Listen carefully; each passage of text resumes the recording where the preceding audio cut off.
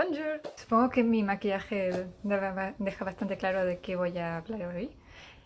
Vengo a hacer la reseña de Frankenstein, de Mary Shelley. Y una pequeña advertencia antes de empezar. Este libro me lo he leído en catalán, así que voy a hacer la reseña en catalán.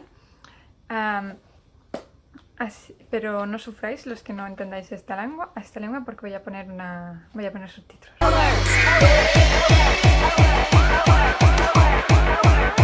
Bueno, doncs comencem, no? Doncs abans de res vull parlar de la meva versió de Frankenstein de Mary Shelley, que estic molt contenta amb ella. La vaig aconseguir en un mercadillo de segona mà. En fet, era la fira dels llibres d'educació que es fa al Passeig de Gràcia de tant en tant.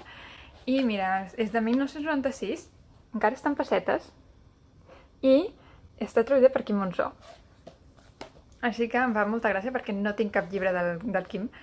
També fa falta assenyalar que és l'obra de 1819, no la de 1831, que ja està revisitada i estudiada per l'autora, i ja se suposa que no té els fallos que té aquesta. Però anem a parlar de les coses que m'agraden molt de Mary Shelley.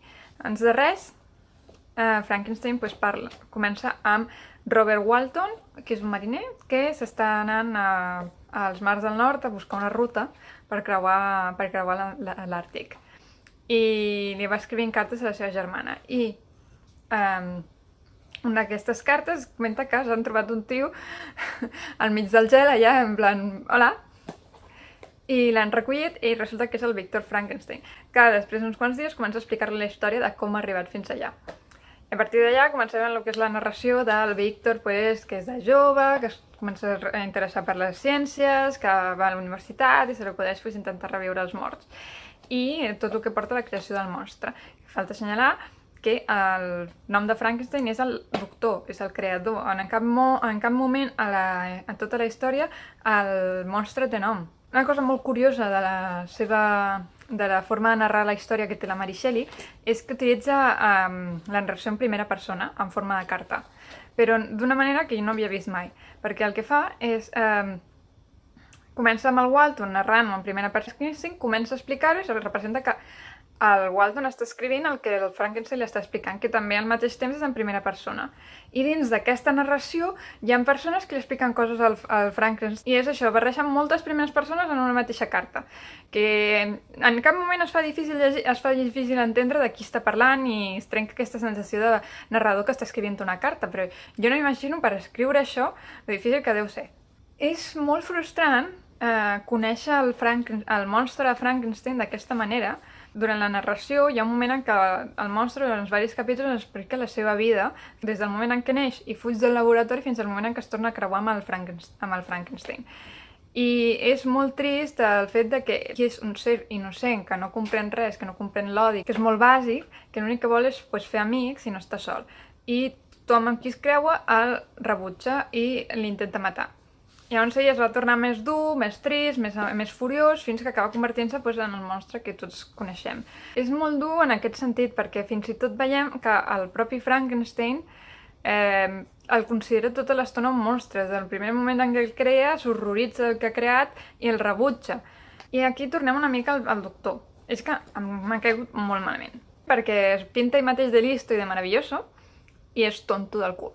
Perquè tu crees una cosa que no t'agrada com ha sortit. A tots ens ha passat alguna vegada. No tens dret a rebutjar-la d'aquesta manera, deixar-la en el món i que pateixi. És una cosa que em frustrava molt al principi de la història, perquè era això, ell es pintava com meravellós i com soc perfecte, i el monstre aquest ha vingut a fotre'm. I és un no, tio, tu t'ho has buscat. Però clar, un altre cop estem veient, és una narració en primera persona, és el propi Frankenstein que està explicant la història. És obvi que en aquesta història ell es considera el bo, tot i que molt fàcilment, en el moment en què veiem la part del monstre, comprenem que, de fet, el tio és un capullo. I ja, per últim, coses que m'han fet molta gràcia és el Walton, que és el narrador principal de la història, i és el que escriu totes les cartes i que plasma la història en el llibre. I està com molt obsessionat amb ell, no per dir, ai, és que és tan virtuós, és que és tan maco, és que és tan intel·ligent. Jo me l'imagino molt com si fos gay, perquè la veritat és que és això, sembla tenir una obsessió malsana amb el Frankenstein. L'única cosa que jo crec que podria millorar de la història és les exposicions, que clar, jo no puc venir aquí a criticar-li a la Mary Shelley la seva obra. És un clàssic, és una obra mestra, es va escriure fa 200 anys. Sí que m'ha cridat molt l'atenció el fet de que hi ha pàgines senceres que són diàlegs, però no em refereixo que siguin dues persones parlant, no, és una persona, el Frankenstein, tipus, sí, jo li vaig dir a aquest tio, una pàgina sencera, que dius.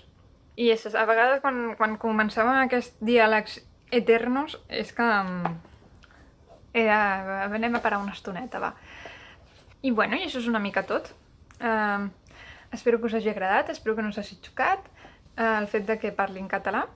I espero que no us hagi molestat el meu català imperfecte, perquè, doncs, bueno, ja per pròxim serà Los monstruos de Villa Donati, que comentaré juntament un altre cop amb el Frankenstein. Au revoir! Spoiler alert! Spoiler alert! Muy bien, pues empezamos.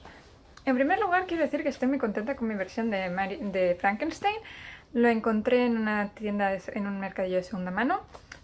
Tiene todavía el precio en pesetas, 975 pesetas, y está traducido por Quim Monzó, que muchos no sabréis de quién estoy hablando, pero Quim Monzó es un autor catalán bastante importante. Y me hace gracia tener una obra suya, porque no tengo ninguna.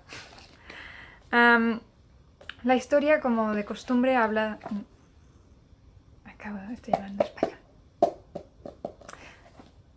És que ho sento com si hagués adoptat un gos i és que és més lleig que m'imaginava i l'abandono, no et fot? És que em cau molt malament el Frankenstein, en sèrio.